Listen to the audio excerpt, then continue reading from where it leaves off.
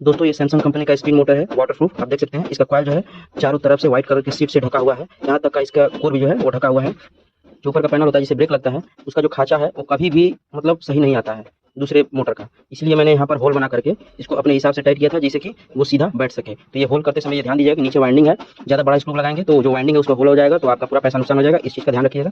इसमें आप देख सकते हैं मोटर के अंदर से 3 वायर बाहर आ रहा है, ब्लैक, व्हाइट और रेड।